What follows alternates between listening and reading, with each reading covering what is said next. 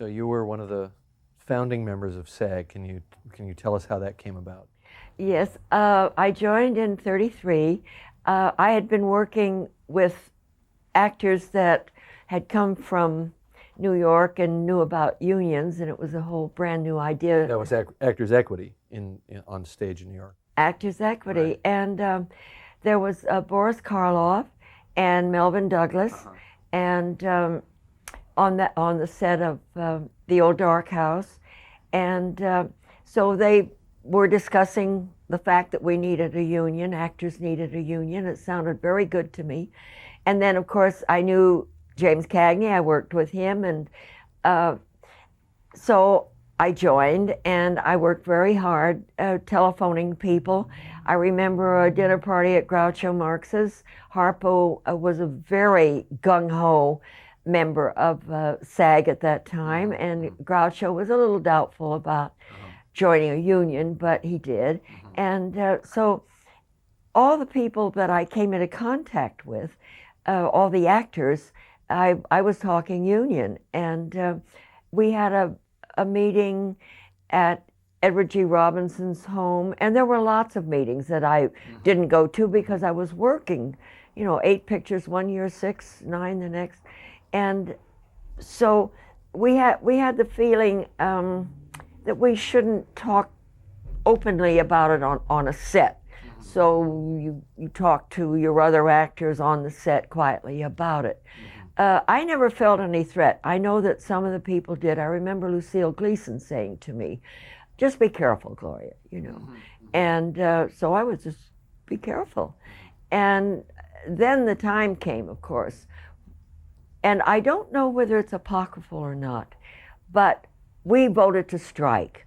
And it was very iffy what was going to happen. And I understand that 3 major stars at Metro, Gable, Lombard, and Garbo, said that they would walk the next day if Mr. Mayer did not sign the contract. Now, it may be apocryphal, but we had a contract the next day. And MGM was the first studio to sign with SAG? Evidently, yes, evidently. And it was a great victory. So did everybody go out and get drunk that night? I don't remember that. I just remember we were on the telephone, yada-ta, yada-ta, yada-ta, how wonderful it was and so forth. It was a great victory. It took us a long time. And what changed after that? What were the immediate changes that you felt on the set? Production was more respectful about women's hours and coming back on the set. I don't think that there were layoffs, involuntary layoffs at that time. Just everything got better. We were allowed to have an hour for lunch instead of half hour, 45 minutes, or whatever the first assistant said we could have, things like that. Right. I think there travel time. I think there were a lot of peripheral kinds of things that we weren't used to that we got. So the idea of turnaround for the next day was introduced really by right. in Right. these times. Yes. Yeah. No, it was years of work and dedication. I don't think the peril was as much as people have made out at that time, but it was a brand new idea, and unions were not very popular at that time, or union people, and so being a union person was chancy. Did anyone in those early years ever discuss the idea or challenge the idea of the contract system? No, not until Betty Davis first said she didn't want to work, and they suspended her, and she sued, and she lost. Olivia then, after Gone with the Wind, said that she didn't like what she was getting and wasn't going to work, and they sued, and she won. Olivia de Havilland. Olivia de Havilland. And do you remember when that was? That would have been 1939, 40? No, I think it was 38, maybe 39. Maybe 39. It was wonderful. They did us a great service. It sounds like some of the stars who had so much power that these union changes probably wouldn't have benefited them individually actually took an altruistic role and helped the other ones. Absolutely. I think, for example, when Garbo said she wanted to go home, she went home, you know. And the big stars, the great stars of Metro and Paramount, certainly had their way as to when they would work and how long they would work and so forth. But the lesser players did not. We did what the first assistant told us to do, and he told us to do what the production office told him to tell us to do. Right. And it isn't like that anymore. So I assume it was understood at that point that the real power on any film was the studio boss, the studio head. You see, on your film, I remember something that I was not aware of, Jim. There was a SAG member on that set 24 hours a day. Mm-hmm. There was never a moment that there wasn't a SAG member there to look after our interests. And that to me was so wonderful. You know, they counted the hours that we worked, they checked us in, checked us out. Anybody had a problem, it was immediately taken up. You see what you created? It's a different world now. Yeah, I remember asking somebody a couple of years ago, are there, 5, 6, 7,000 members now? There are what? I think they're 90? 90,000? Sounds right. Incredible. Of course, only 5,000 of them work. I know. Yes, that's... I'm kidding. Yeah. No, it's enormous. It's huge. Yeah. And they have so many workshops, and they have so many good things that they do, so many positive things in the community that they do. You know, to start from a few men and women in a drawing room saying, you know, let's have a union, it's wonderful. It's a miracle. But the battles continue. I mean, there's discussion of a potential SAG strike this year. So, yes. You know, yeah, these great. things just go in cycles, of course. Forward, avanti, onward. So you became an activist in SAG, and then you became an activist in a number of other organizations as well. Yes, yes. Well, where did you find the time? Well, when you're that young in your 20s, you have enormous energy, and I did have. Yes. No, I remember I worked on the Daily Californian. My class was 31.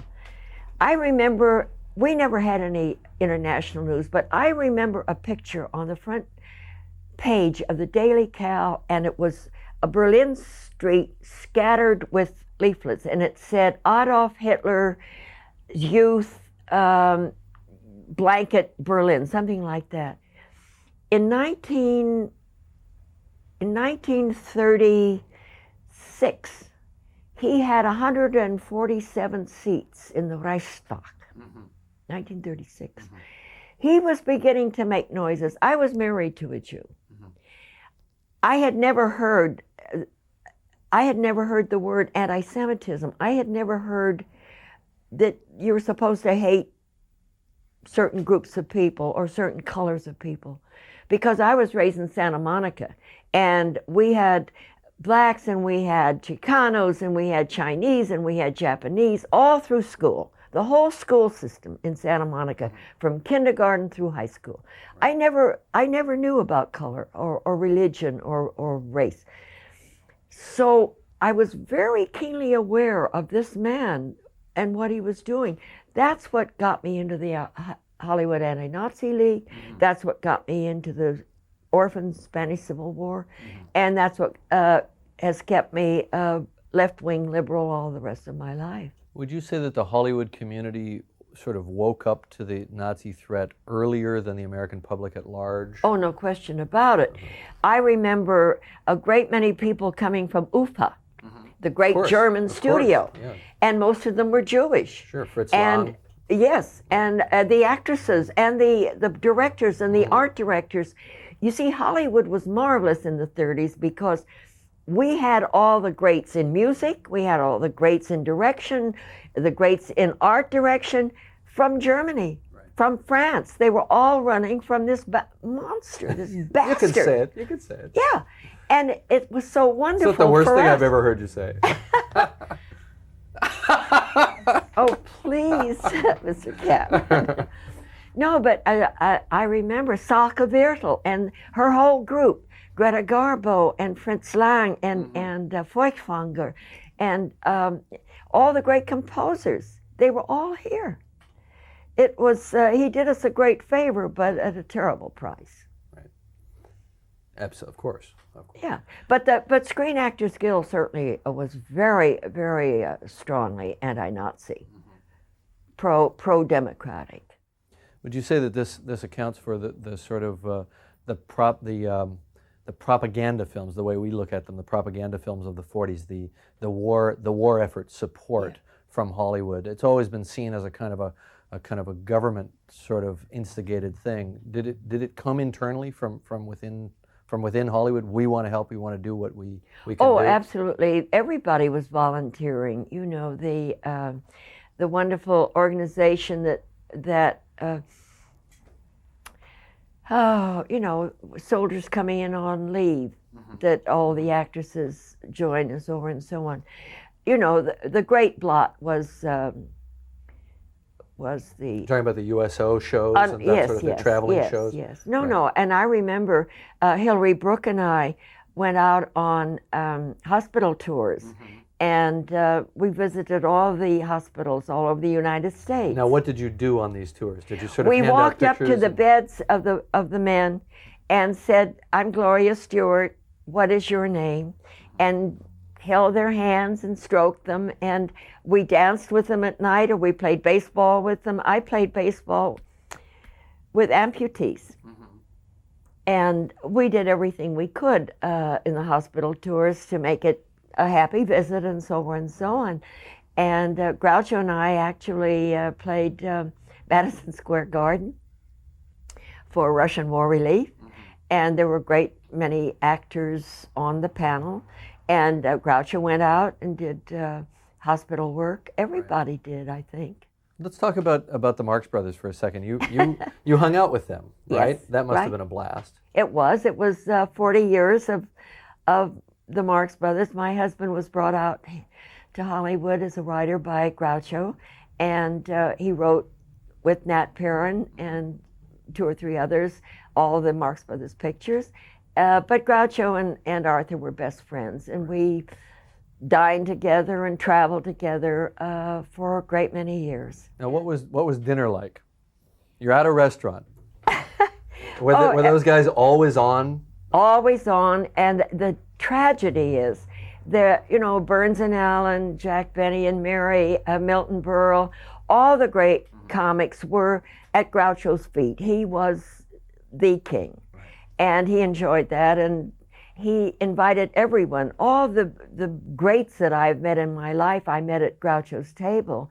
Isaac Stern, Gertrude Stein, everybody Groucho had for dinner, and but there were always a lot of jokes, and the terrible thing is that none of them were recorded. All these great comics were poor boys, and I mean poor. My husband's Christmas, his first Christmas, he got an orange, and none of them went past high school. Most of them never went past grammar school.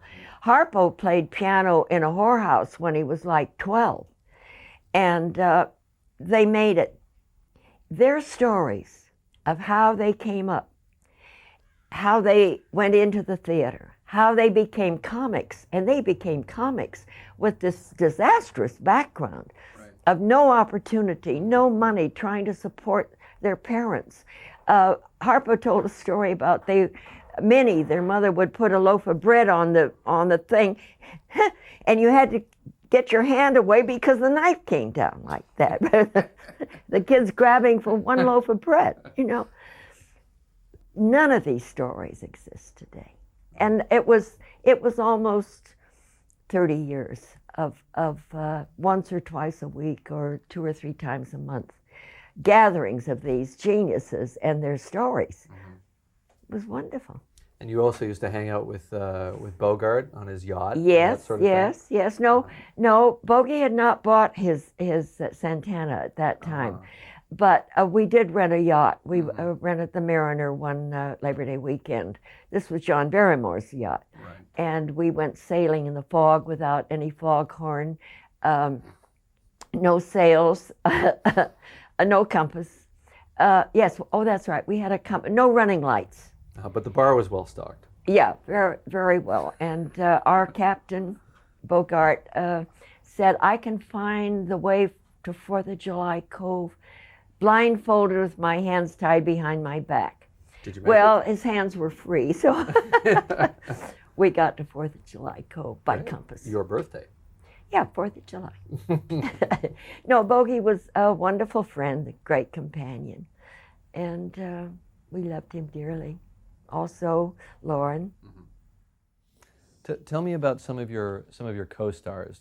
Give me sort of one or two that you remember as being really fun and that you remember fondly, and one or two that you remember as being very difficult. Well, I made most of my pictures with Michael Whalen, and he was charming and darling. Let me see. Melvin Douglas was You were sort of paired. You were sort of a screen couple. Yes, yes. Mr. and Mrs. North, you know. Right. Boy meets girl, boy loses girl, boy gets girl. It was always like that. But no, Jimmy Cagney was wonderful to work with. Melvin Douglas and certainly Walter Pidgeon. There were a great many. The only actor I really ever had a problem with, and didn't last very long, was Claude Rains, who had just come. Well, tell us the upstaging story. Yes, well, Claude had just come from the New York stage, and on the stage, whatever you do or say, that's it for the evening. You can't go back and reshoot.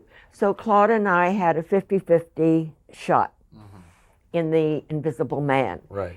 And we were I had hold of him like that, and I was saying, please, you know, come back. Right. And I gradually realized, That he was, you see, that camera's over there, and he's doing this. and Claude is here. And I said, look, James, look what he's doing to me. And James Whale said to him, now, Claude, this is movies, and this is a camera, and we can do it over and over and over again until we get it 50-50. Oh, I'm so sorry. Oh, Gloria, forgive. Oh, it's okay. It's okay. Here we go again. Please come in. It's okay. James, Claude. Oh, okay. Pretending that he didn't have a clue that he was doing it. Right. So that was the end of it. Probably No, just he was a instinctive. brilliant actor. Wonderful. What we call an actor's actor. See, I've always been suspicious of the fact that I'm sure that it's absolutely instinctive that what I find in film acting is that people are never as good on the master as they are on the close-up. Oh, really? Which, as an editor, then wearing the editor's hat, forces you to sort of cut to the close-up because the delivery is better. Oh, that's very interesting. Now you're going to pretend that you don't know what I'm talking about, aren't you? Well, to me, it would be so stupid to dog it because it wasn't a close-up. Because how do they know how it's going to be cut? Well, you know, the thing is that now we shoot a close-up on almost everything, but I imagine in the 30s the master played as the master and close-ups were done only rarely. Is that correct? Well, yes, always the master shot. Then there would be a 3/4. I think that's called 3/4. Sure, they'd come in a bit. Yeah, then a 2-shot, if it were that kind of scene, and then close-up. But did you sort of always do a close-up of the entire scene, or was it a close-up of a particular moment? I mean, what? Yes, it would be a close-up of a particular moment. But there were directors that used film like somebody else I know. On and on and on and on. I remember You must be speaking about George Stevens. Pardon me? You're speaking about George Stevens now, aren't you? Yes. And John Stahl shooting Backstreet with Irene Dunn. I remember having lunch in the Universal studio, and the word came through that they were on the 82nd take. It was a scandal. It was a scandal. Now, Gloria, the highest take number I've ever had was 22. And we never got the shot, and I walked away. I said, if I can't get it in 22 takes, I'm I'm not going to put it in the film. So, and that was on Titanic. Oh, really? And not one of your scenes, of course, because you were actually very quick. Some of your most dramatic moments in the film, I think we only did 2 or 3 takes. Oh, really? Yeah, absolutely. Well, I don't remember that. I just love You're just working. too good. Grazie mille, signor. Some of the scenes in the film are your first takes. Yeah. After that, she goes stale, and we can't get anything. Right? No, that's not true. No, you had such a great work ethic, you know, such a great professional attitude. I was so happy to be there. You know, it was the first time in years that I was happy to be on a set. No, it's true. And you're so wonderful to work with. I mean, very gemütlich, very simpatico, very. I could feel if it wasn't right. You know, I don't know, it just sort of came to me, and I know, I asked if I could do it over a couple of times. Right. You were more demanding of me and of the crew than we were demanding of you, I think. You really wanted to get it right. You didn't want to move on until you felt that you'd really got it. No, I wanted to stay right where I was forever. Forever. No, it was a glorious experience, Jim. Well, thanks. And it's a glorious movie. And you were so lucky that you didn't get the PCP like the rest of us did. Well, the reason that I didn't was because Greg Canna, my marvelous makeup man, and the 2 hairdressers and I decided the food was not great. And, you know, the lobster and the oysters and the shrimp and there in Halifax were to die over. They were so beautiful. And there was a great restaurant that sent food over. Right. So you had formed this little sort of elite group. Yes. This sort of Yes, we elite ate, gourmand group. Yes, we ate in the makeup wagon, and we had these wonderful dinners. And you were out in the soup kitchen. Oh, it was the terrible. soup it was the soup that laid us low. Oh, terrible. I felt for you. I felt for you. But look at the bright side. You got to do all your scenes fresh the next day. Right. I remember 5 o'clock. 5 o'clock that morning on my hotel door, knock, knock, knock. I said, "Who's there? Are you all right? Are you all right?" I said, "Yes, I'm all right." They had to check on everybody. They had to check on everybody. They were afraid that somebody might be, you know, in trouble in a hotel room someplace. Yeah. Oh, no. It was, and they've never found out. No. Disgruntled actor, you Just think? one of those. Oh, I don't remember anybody being disgruntled. That's the problem. That's right. Nobody was. Everybody was having fun, and it was our last night. Right. You know, so Yeah. it didn't make sense. I think of know. it the other way around. It's somebody that didn't want it to end. It was probably you. In fact, you were a prime suspect because you didn't want it to end, and you didn't get sick. All right, I have to. I rethink didn't this know. whole thing. It never occurred to me. Never occurred. The truth will out. Okay, so can you tell us anything else about some of your other stars that you worked with at that time? Like, okay, here's one. Who were the women that were interesting, that you might have aspired to and said, "I want to be like her," or had you created enough of a niche for yourself that you're I'm me and I don't want to be like her? I mean, what did you think of Garbo and de Havilland and people like that? Actually, the woman that I admired the most for quite a few reasons, I think, was Dietrich. Mm-hmm. She was her own person. There was no mold that she was in. Right. The wearing of the trousers, I remember, was a great breakthrough. And I admired her magnetism and the fact that she had come from Germany and broken with her past and was very free in her life. I believe in sexual freedom and so forth, and she had this in a time when it wasn't even discussed. And let me tell you something wonderful. There was an opening of Catherine Cornell in the Green Hat downtown. James Whale took me to it. Everyone was there, Crawford, Anne Harding, all the beautiful women, all the beautiful men in Hollywood were there for the premiere. Dietrich arrived, and the lobby and the outside on the street was crowded. Dietrich arrived.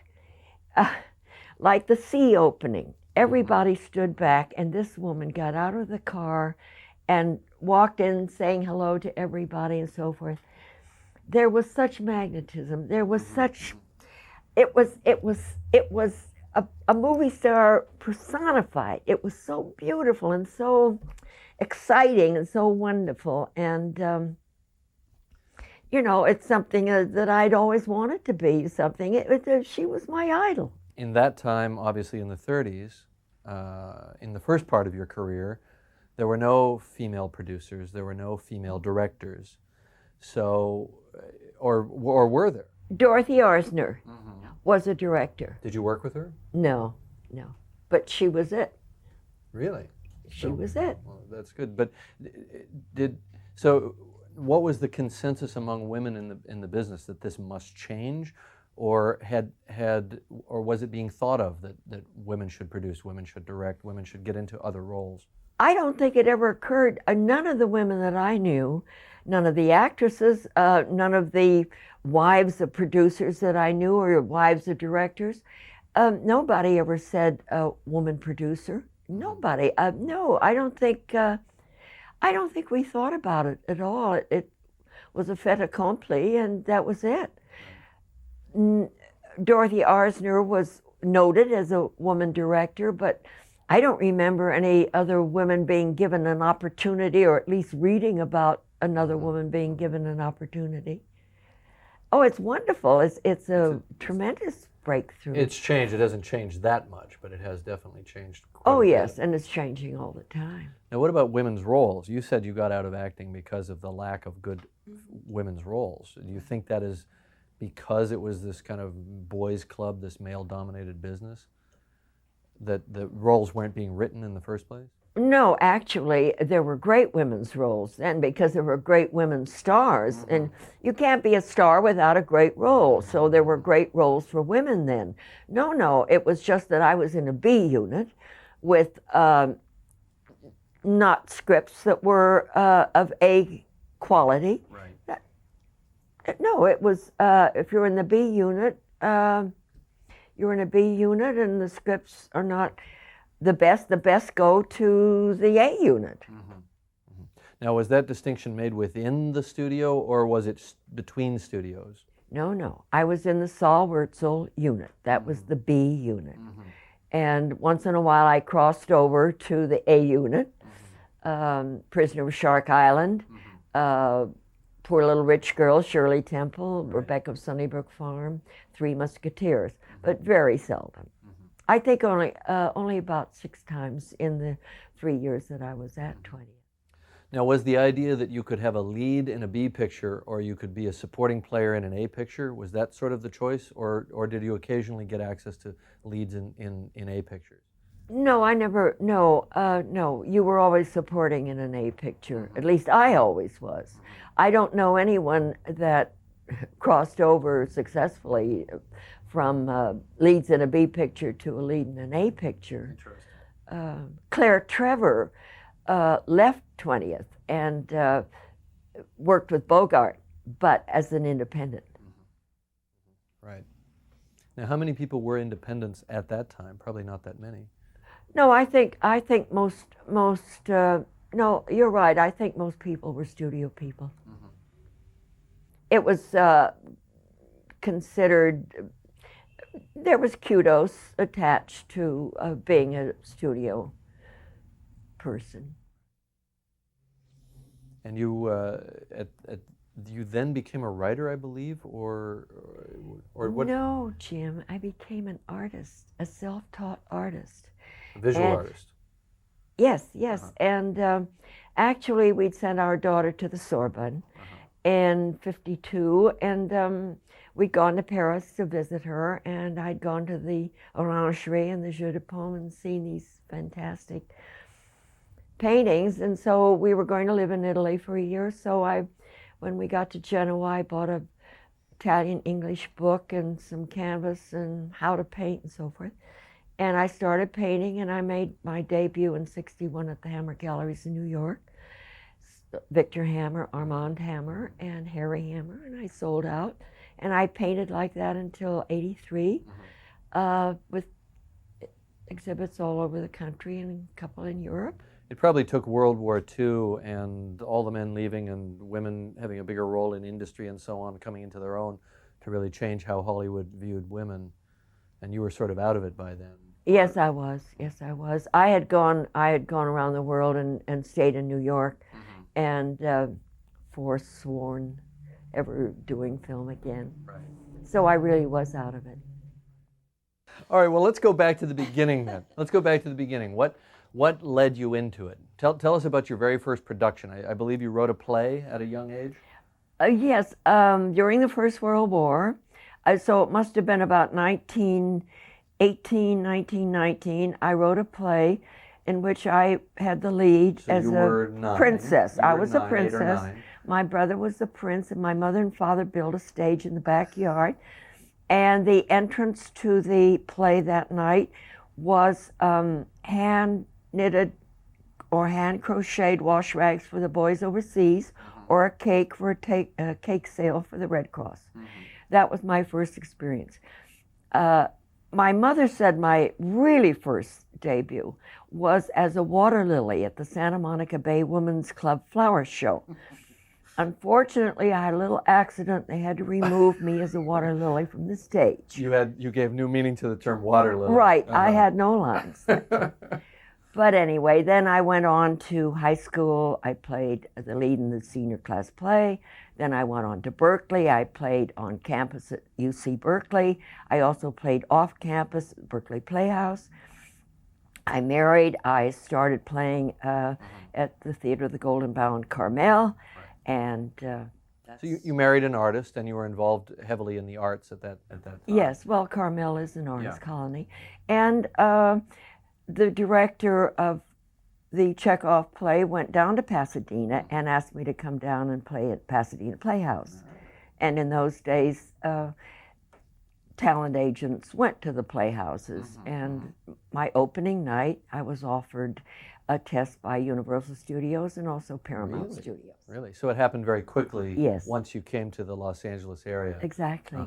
But you were still living in Carmel at that point and just coming down to work? Yes. So I stayed and played in the Seagull, and then I signed with Universal and started my 7-year contract. Now, there was something strange about how your contract wound up with Universal. Universal and Paramount both wanted you at the same time? Well, I didn't know about contracts. I didn't know about studios. I didn't know about agents. So I asked Anzo Stevens, who was playing opposite me in the Seagull.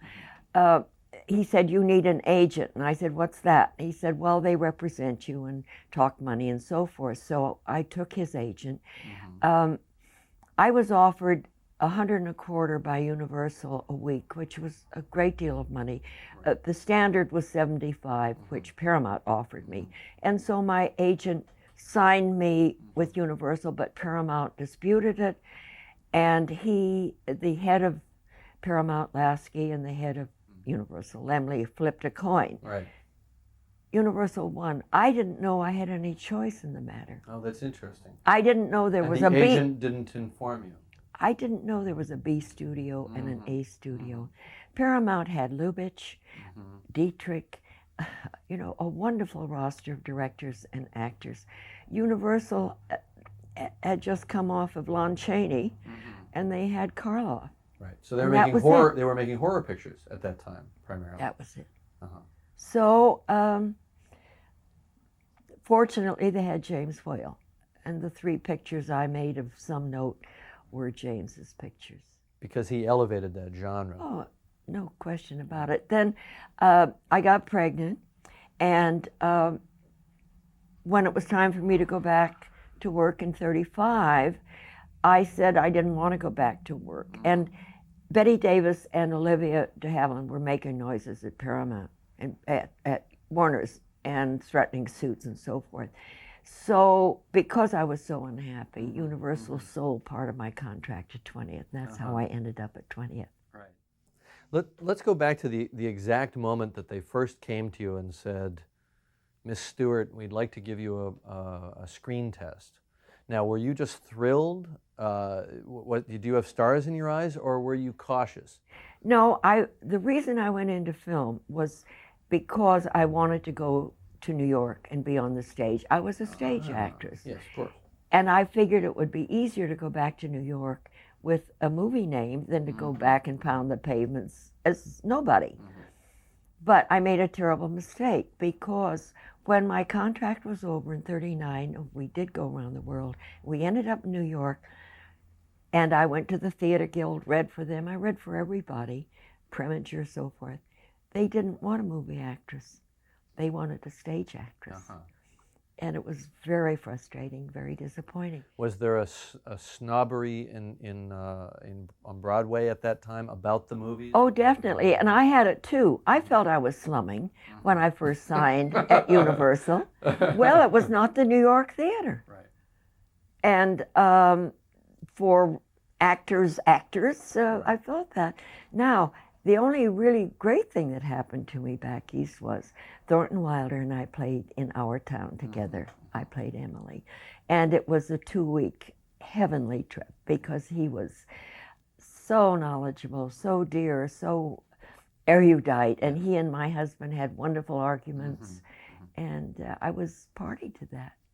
Sounds like a great experience. It was. So, how many actors at that time in 1932, I think it was, that you got your contract? Is Yes. that right?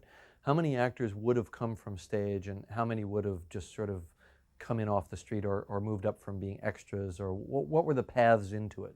Well, talkies had not been in for very long, so the actors that I worked with, like Lawton and Melvin Douglas, Raymond Massey, James Cagney, they all came from the New York Theater. And that's how the union started. They had gone through the equity strike, which was murderous. Right. And so the working conditions for us were really terrible, especially for women. I got up at 5 in the morning, in makeup at 6, hair at 7. That meant shampoo, so forth. Wardrobe at 8, on the set at 9. And sometimes I didn't get home till 12 or 1 the next day. Right. And then I was back 5 or 6 o'clock in the morning. So you fit right in on one of my films. It was never like that. It was never like that. Well, that's what they'd have us believe anyway. No. It was never like that. Now, that's really interesting. What did the studio? Was there a studio representative that came to you and had a kind of quiet discussion at the moment that you signed your contract about, don't get pregnant, don't get married. We're promoting you as a blonde beauty. We want to preserve that mystique. I mean, was that kind of conversation had? I'm curious about how intrusive the studios tried to be in your life. I don't remember that at all. I remember my agent telling me those things because she was protecting herself. You got know, a female agent. Right. Was that unusual? Pardon? Was a female agent unusual in those I days? think so, yes. I think so. Later on, she sold my contract when Universal sold my contract to Bert Allenberg. But anyway, no, I think I got that from the studio. The only flack I got from Universal actually was when they wanted me to play a female Tarzan, and I didn't know it. I rushed into Junior Lemley's office, and he said, "We have a wonderful, wonderful plan for you, Gloria. You're going to be a female Tarzan." And I started to yell, "Junior, I'm a dramatic actress. I come from Molnar, Shakespeare, Pirandello. I am not going to be." And then I went into familiar language, abusive familiar words. language, Yes. Right. Yes. Him, the studio, the female Tarzan, I did everything, and I rushed out. I really was in shock. I really was. So the sophisticated Gloria gave way to the street Gloria, which Right, we all love right. as well. Yes, yes. So that when the talk of unions started, and I found out what a union was because I didn't know, it all sounded great. The luncheon breaks, the fact that you should have 12 hours before or 8 hours before you should come back, not 3 hours or 4 hours. All of that sounded so wonderful. And so I joined in '33. And how many members did SAG have at the point that you joined? Well, my number is 873, and the reason it's so advanced is because I was so busy recruiting everybody, I forgot to join. So you were really in sort of the first 500 then, would you say? Oh yes, I would say so easily. Yes, and you know there was Boris Karloff, Melvin Douglas, Raymond Massey. These were all stage actors, and they all were very pro-union, or to form one. It was wonderful. I was very lucky. Now, what were the meetings like when you'd go to the SAG meetings, the early meetings when people were? I assume that they sort of hadn't figured out exactly the charter and all the rules and everything at that point. Well, there was a lot of talk.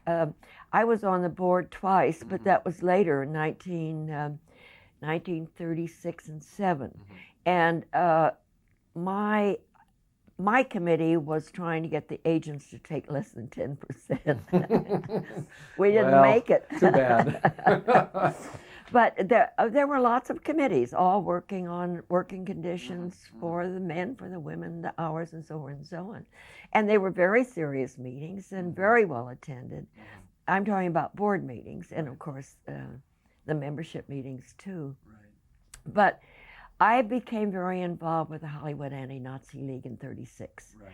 And so I was working very hard for that. And then Otto Breda, who I understand was head of the Communist Party in Germany, I'm not sure, but it was Otto Breda, and Prince von Lowenstein came to Hollywood. He was head of the Catholic Party in Germany, to organize help for the Spanish Civil War orphans. Right. And you got involved in that too? Right. Dorothy Parker and I and Ellen Campbell, her husband, worked very hard. We organized that. We gave the first meeting party, everything. So I was working in the Anti-Nazi League, the League to help the Spanish orphans, and also I was an observer for the Hollywood Democratic Committee. They sent me to the Chicago Convention as an observer with the California delegation, and that's the meeting in Chicago where President Roosevelt dumped Vice President Wallace, and we got the word that it was going to be Harry Truman. Harry Truman. You know, it was such a shock and very unpopular with the California delegation. Did you visualize yourself going into politics? I mean, were you getting drawn into that sphere, or were you content to stay within the film business and be an activist? No, I think I was waiting to finish my contract so I could get to New York. Right, that's right. It was staged. I never gave that dream up. Right. Well, you should do it now. No, it's too late. I'm a master printer. That's true. That's true. You're just dabbling in this film thing. No, it was, Jim, you know, at my age, this opportunity will never come again. It never came before. And I am so grateful. Well, thank you. Thank you. Well, you did us proud, Gloria.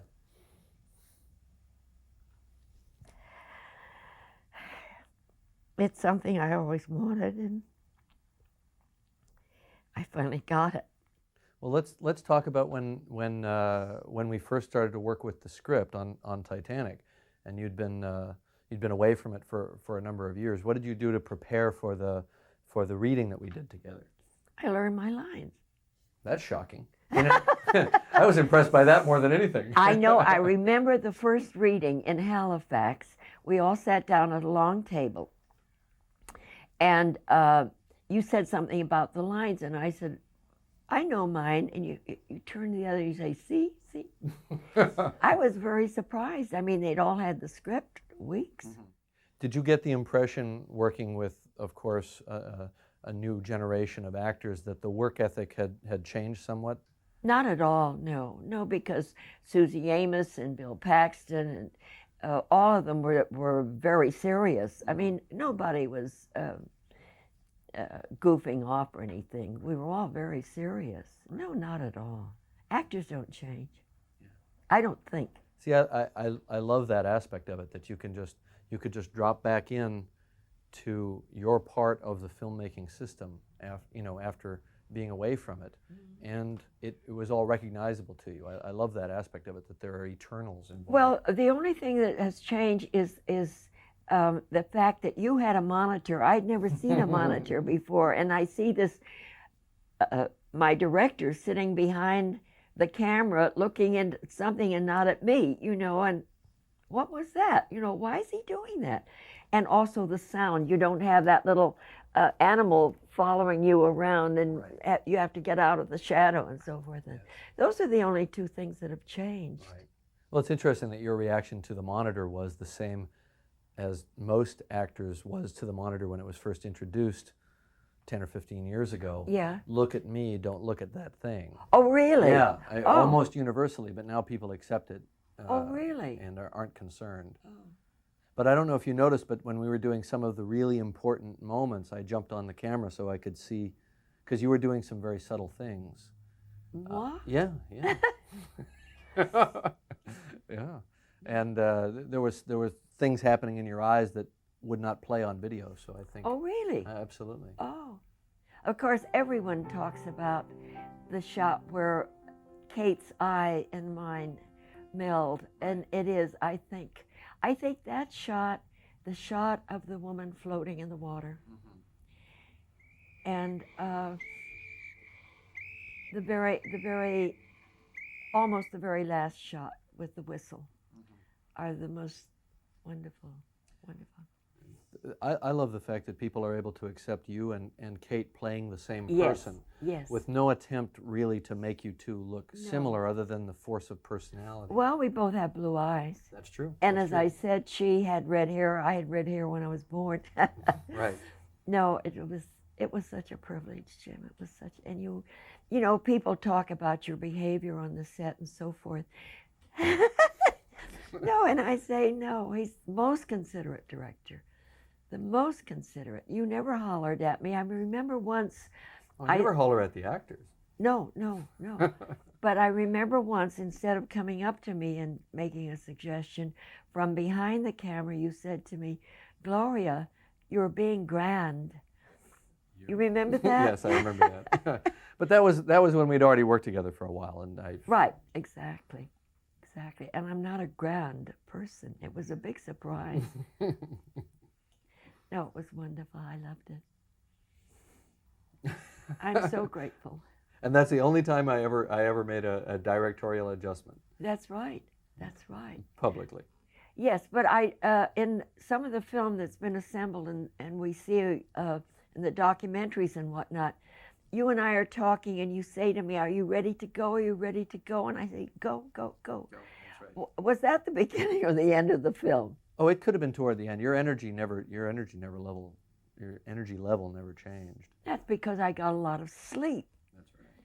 And I didn't have to work very hard. It was so easy. Oh, sure. Like falling off a log.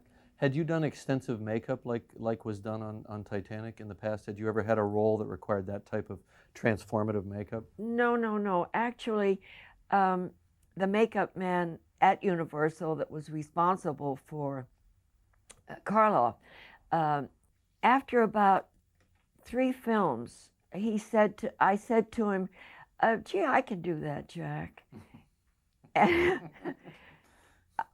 He said, "Be my guest." So from then on, I made my own makeup right straight through 20th century everything, because evidently, and thank you, Mother, thank you, Father, I didn't need shadowing or anything.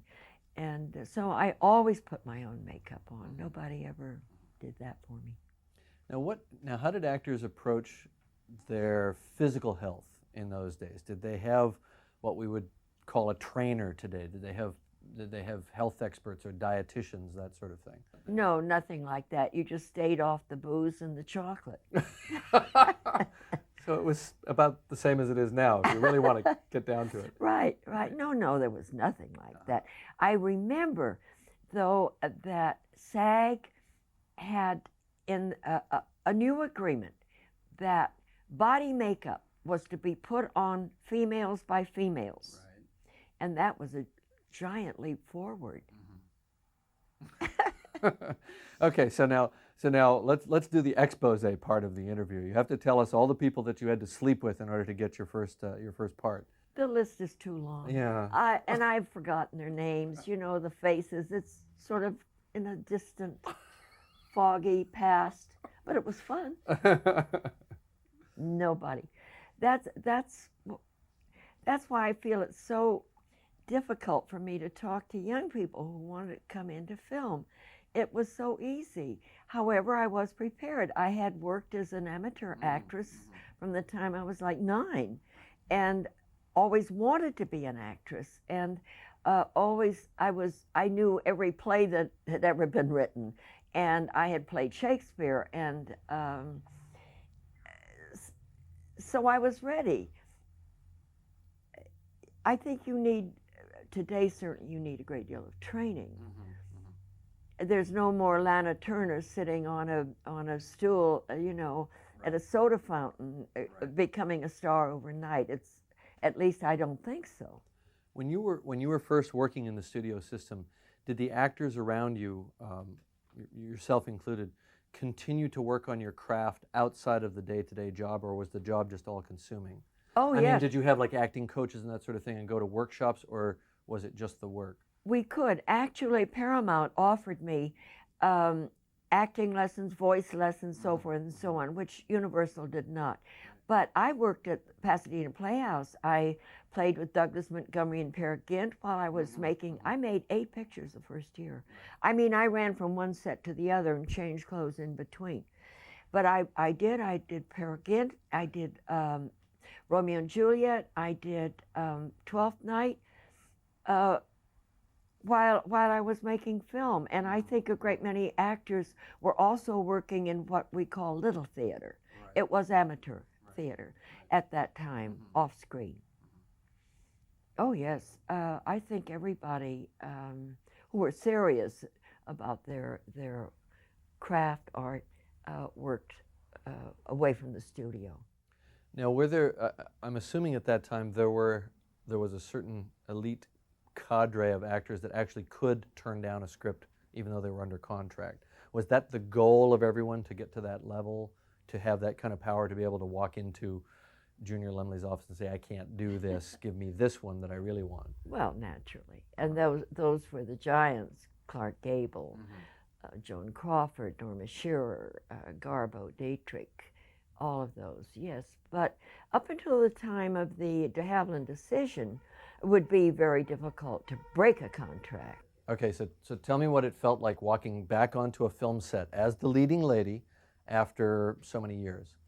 Well, I remember the production assistant that you gave me said to me as we went through the door, "Don't forget, there are cables all over the floor, and boxes and so forth." And I said, "I know, Malva, I've been on a set before." You had done only, I think, 46 films previously, Right, is that correct? right. Yeah. Oh, it was wonderful. I loved tripping on the cables and Right. over the boxes and whatnot. It was wonderful. But do you find that the crew people are kind of archetypes in a way, that they're basically the same personality types in the same jobs that you would have had back in the 30s? They were exactly the same, Jim, but this is the difference. In those days, you worked in a studio. So when you walked on a set, you had worked with a lot of the people before. Right. And having done, 8 pictures a year, they were all friends. They were all people you knew, and that's different. Now when you make a film, you make friends and you make the film, and that's the end of it. Right, exactly. I know, it's very frustrating. Yes, it is. Well, it isn't so frustrating, but... Well, some of them you never want to see again anyway. No, and the others you miss not seeing. You always have the option of staying close with the cast, the other cast members. Exactly. Have you stayed close with any of the cast members from Titanic? Oh yes, Frances Fisher has asked me to read with her. We're going to do Hedda Gabler, and to see her in a play. Unfortunately, Kate, of course, is in England or Morocco, and Leonardo is working. But I've seen Lewis and Bill Paxton, and I hope to stay close to them. It was a wonderful experience. Good. And you? Oh, well, you'll never hear from me again. Until my next movie. Yeah. So how does it feel to be to play the leading character in one of the most successful films in history? Well, it wasn't the most successful Does film. that sound self-serving? No, it's not self-serving because I felt it. The people that read the script before I got the part said it was a great script, and I knew it was.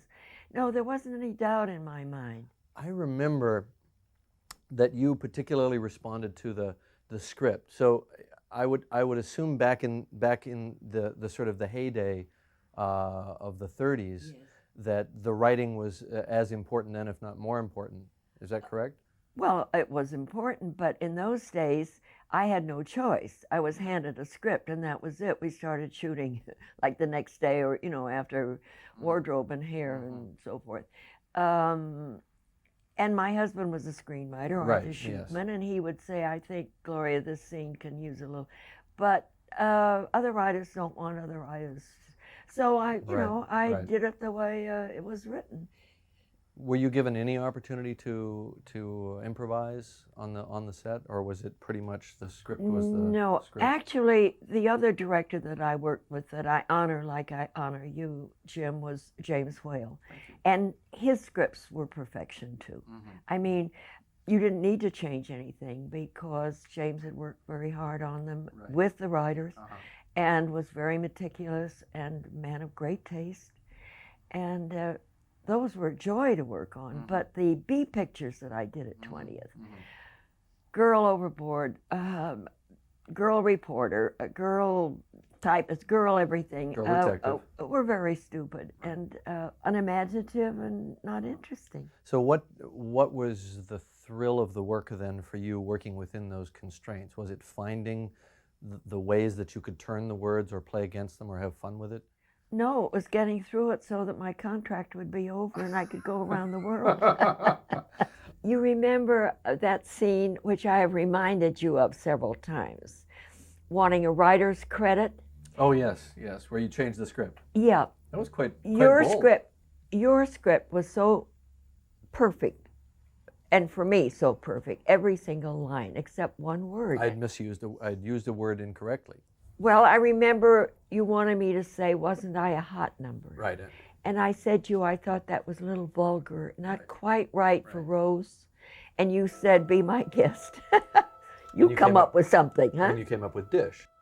And I came up with Dish, and you said, "Fine." Now, you see, that to me is the difference between a nothing director and a great director. Also, a nothing writer and a great writer, because a nothing writer would fight any kind of change, or a nothing director would feel maybe his authority, his ambiance, the whole persona would be changed. But you were instantly accepted, and that to me is a marvelous quality, Jim, and very rare. Really, Thanks. I never met that.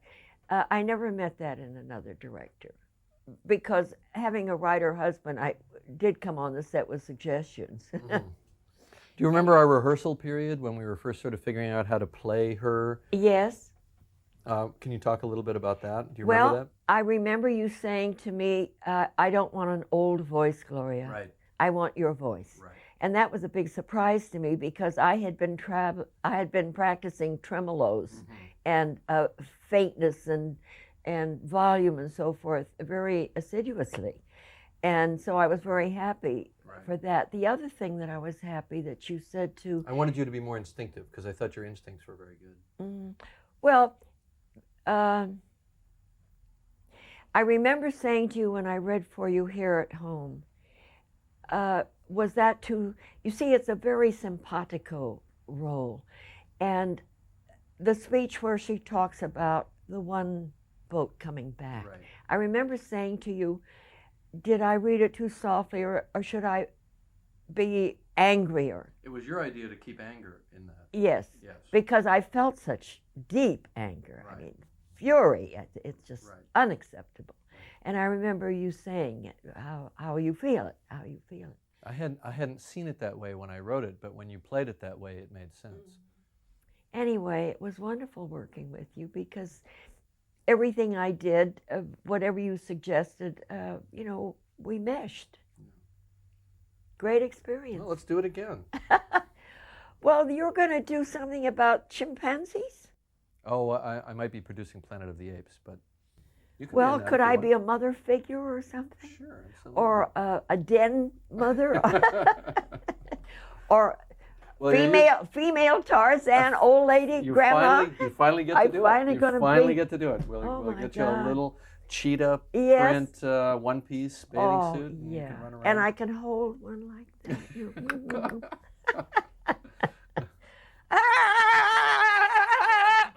Does that sound like female Tarzan? That's pretty good. Okay. That's pretty good. Okay. See, There we go. I think you secretly wanted that part.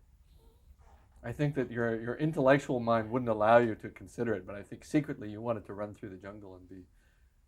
No. Not at all. Not a no. chance? No, run through a bar, yes, but a jungle. I don't want a spear in my hand. I want a martini glass in my hand. Right, Yes, right. exactly. Yeah. Well, you did get a lot of sophisticated roles. You played the sophisticated lady. Oh, many always times. beautifully gowned, coiffed, the whole thing, and boring. You know. No, it was not Lonsdale or Noel Coward that I was playing. Believe me. It struck me. I was looking at a couple of your films recently, and it struck me that the actors articulated more clearly and projected a little bit more than actors tend to do today. And I wonder if that was the limitations of sound recording in those days. If they were always sort of telling you to speak up or project more, was that the case?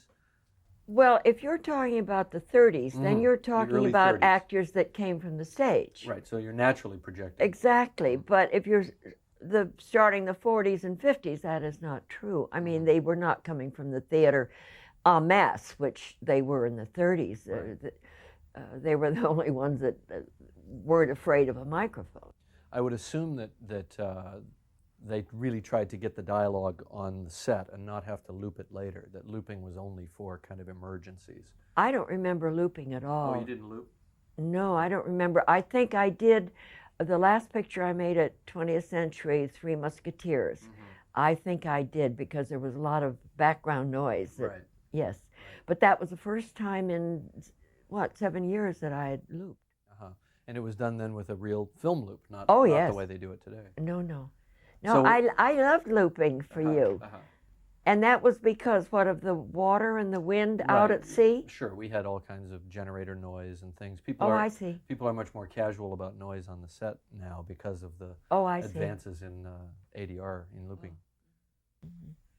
I thought maybe I'd read the line wrong. No. Do you remember how we first met up? How my casting director, Mally Finn, how she found you? It was through kind of the informal network of actors and writers that are still around, right? Well, I don't know how Mally came up with me, but I know what happened. I came in from the studio. I was printing all day, and I turned Your on studio here. my studio Press here, my press room, and I turned on my tape because I don't answer the phone during the day. And somewhere there, I heard Light Storm, Poland, a ship, a Titanic, location. And I thought, location, that sounds good. I like to travel. But I didn't know Light Storm. I didn't know the Titanic. And I thought, Poland, why couldn't it be Italy or France? Does it have to be Poland? But anyway, I couldn't connect it. So I called Marvin Page and I said, Marvin, please come over and read this tape for me. So he did. He said, well, it's James Cameron. He's one of the top directors. It's his company, Lightstorm Entertainment. They're going to shoot Titanic on location in Poland. Are you interested? I said, yes. Oh, it sounds wonderful. So I called. Right. Now, Marvin was a publicist, I believe. Marvin Page had been casting director on Casting General director. Hospital for years. Right. And he had used me, and he was a friend of mine. Right. And the only friend actually that I had at that time in the motion picture industry, because all my friends now are printers or writers that are retired or artists. They're not in the industry. Right. So Well, you still hang out with some actors and some writers. now that I'm working, yes, of course, in your company. But yes. what about your poker game? You know, Well, they're Julius writers. They're Epstein. writers. They're Faye Kanan Kanan. and Julie Epstein, Nat Parent. They're all writers. They're all writers. There are no actresses. I'm the only actress. and they envy me so now. Anyway, Well, maybe it'll inspire them to write some new scripts. right. So anyway, I called Mally Finn, and she said, could she come over with her girl Friday, Emily, and talk with me? And so she came over, and she had a video camera, which also I had never seen. Right. So You're making a cranking motion. Yeah. Emily photographed me while Mally and I talked for about an hour. And then she left. That was about 4, I think, in the afternoon. Now, you have to fill this in. I've always meant to ask. About the long pause between when you auditioned and when we actually told you had the part? No. About 40 minutes later, and the studio's only 10 or 15 minutes from me. Mm-hmm. Did she bring that video back for you to see? Yes. Because in about 40 minutes, she called and said, could we send a script over? Was that your idea? Yes. Okay. She showed me your tape. Okay. So I said, yes, of course. So in about 20 minutes, the script arrived. So it's now about 5:30 or 6. Mm-hmm. So then about 20 minutes after that, she called and she said, Mr. Cameron wonders if you would read for him tomorrow. Now, I had already by that time read I'd looked for Old Rose, so I had read my part practically in the whole script, not the whole script, the part. So I said, yes, of course I will. And then she called back and she said, because I had put on full makeup and my hair done and everything for Mally. Get that off. She said, Mr. Cameron wonders if you would read for him without makeup tomorrow. And I started to say, I'll read for him without clothes on if he wants me to. But I didn't know her and I didn't know you. And, I thought, it's a little fly. As I recall, you did say that the next day. And my response was, you're confusing Old Rose with Young Rose. Young Rose has to take her clothes off. Right. So anyway. Old Rose just dances around in a nightgown. Right, so I didn't say it. But anyway, you came in and I had no makeup on and I wore a little white cap, like for white hair. I still have the tape. Right, and then you had a video camera. Right. And you took me. Okay, the next day I left for London because I'd already booked the trip. And I'd booked it for a month because I have a lot of friends. They're all book people, publishers and printers and artists and so forth in London. And I kept calling almost every day. Has he cast it? Has he cast it? Is it in a report? Is it in Variety? No, nothing. So I cut my trip short. I couldn't stand it. And on the way home, I thought, reread the script, Gloria, and I did. And I remember sending you a letter that night when I got home. Dear Mr. Cameron, I think I should have given you a feistier reading because Young Rose is very feisty, and I think I missed that quality in her. But you worked that into, when we ultimately did the scenes, when we actually filmed the scenes, you worked that exactly, that into it more, exactly. Right. But I had not given you that reading. So anyway, and I mailed it. A couple of times, the anger thing, the thing you were talking about when you were talking about the 1,500 people going into the ocean, and should I play it more angry? Right. We did that 2 or 3 times, and. Yeah, but one of the opening lines, inside I was screaming. I think I was doing it at a very low level. Right. And anyway, so I wrote you the letter. I mailed it priority so it wouldn't get lost in your desk. And that was Friday afternoon, and Tuesday morning, Mally called me, would I like to be Old Rose? And I screamed and hollered and called my family and cried and threw the script up. Celebrated. And then we decided that because you're so young and beautiful, that we had to put you in an age makeup to make you look 102 years old. Right. And there was the big scramble around to make that happen. And Greg Canham, who had won here, I think, 2 Academy Awards, did my makeup. Yeah. He was wonderful. Did Greg do the makeup test at his studio, or did he? No, at his studio. They just photographed me, and then you saw just still photographs. Right. Yeah, he did a great job. Marvelous. Wonderful. People are always shocked to see how young you are because they know you from the film. Well, not young, but not the same. I mean, thank God. But if I get to 107, I don't mind looking like that. Absolutely. I don't have any feeling about that. I don't. Somebody said that one of the ladies that you approached about this didn't want to appear old. I have no vanity about that. As for an actress, it was a major hurdle in casting the part. For it me. was. Many of the actresses were clinging to their perception of trying to look as beautiful as possible, instead of trying to play the character. Well, this is not the right spirit. You know, I would look like a dwarf if I needed to, or no, I mean that, or bald, or whatever. If it's a great part, I mean, what are you an actress for? Exactly. It's ridiculous. That was said very grandly. I don't mean to be grand. Anyway. I want to know about some of the firsts, like when they first came to you after your play in Pasadena, Yeah. and said, do a screen test. Well, I was going to ask you that, your first day on a movie set. My first day on a movie set? Well, it was at Warner Brothers. I was loaned out immediately by Universal Studios, and it was with Kay Francis, and it was called Street of Women, and it was about the fashion world, and I was an ingenue. I played an ingenue, and so I wasn't nervous.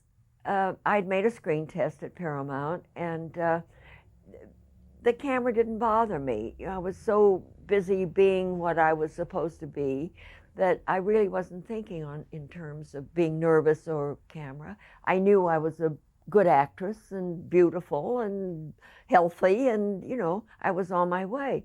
So I walked onto the set, and the director was sitting there with his assistant, and I said, "Good morning," and he said, "Hi, Gloria," and he had a big triple-decker sandwich of a club sandwich, the bacon, the cheese, the lettuce, the whole thing like in this hand. So I couldn't shake hands with him. So I didn't know what else to say, so I kind of turned away, and he goosed me with one of those buzzers. You mean a joy buzzer, one of those little hand things? Yes. Uh-huh.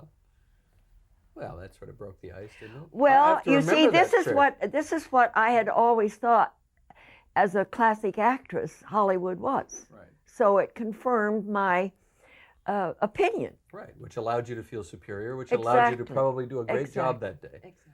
Well, see, this guy might not have been quite as dumb as you think. I'll have to remember that trick. Well, it certainly loosens one up. Right, right. Well, he probably knew that you were probably a little bit nervous. Well, it was a big laugh. Yeah. And I would say slightly humiliating. Right. Well, I think it probably could have been done better. They wouldn't have done that to Catherine Cornell, I wouldn't think or Jane so. Cowell, Absolutely not. or Helen Hayes, Well, did it or ever Lillian Gish. Did it ever happen again? Never. Yeah. Never. No, I may have been the virgin move, or whatever you want to call it. Now, what about your first premiere? Did you go when the film opened? Oh, I didn't make films that had premieres. No, they didn't do premieres on. No, a Universal. There was never premieres of any of the pictures that I made at Universal, and I don't remember any of the pictures I made at 20th. I remember great premieres like Paul Muni and Zola, and premieres like that, or Garbo, or Dietrich, or Gone with the Wind. I remember those, but I never had a premiere. The first one was Titanic, and it was everything I'd seen in the movies. Now, what about the first time you went into a movie theater and paid for a ticket and went in and sat down and had some popcorn and watched yourself up on the screen? Do you remember that? Yes, I remember that, and it wasn't quite real, and I could have done it better. Why did I do that? What was I thinking? Oh, really? Please, Gloria. You know, no. It was a real downer. Did the studios have screenings for their actors so that you could see yourself before it was? Before Well, the film I was saw the released? rushes. Oh, you saw rushes. I always saw rushes. I never had a director. Well, maybe at 20th I did, but at Universal, James Whale let me see rushes. All the directors, I always saw rushes. A lot of actors don't like to see rushes. That's still true. But I guess it is, but I felt that, you know, the home improvement syndrome, you know, you see it, you can do it better. Right, right. Well, you used to like to see the monitor when we were shooting and to see playback. That's right, that's right, yeah. No, it's, I feel it's a learning process. I don't know, you know, how to consider that what you've done graven in stone is ridiculous. Well, this has been such a great interview. I'm totally out of questions. Thank you. I am so grateful. Thank you, Jim. Thank you.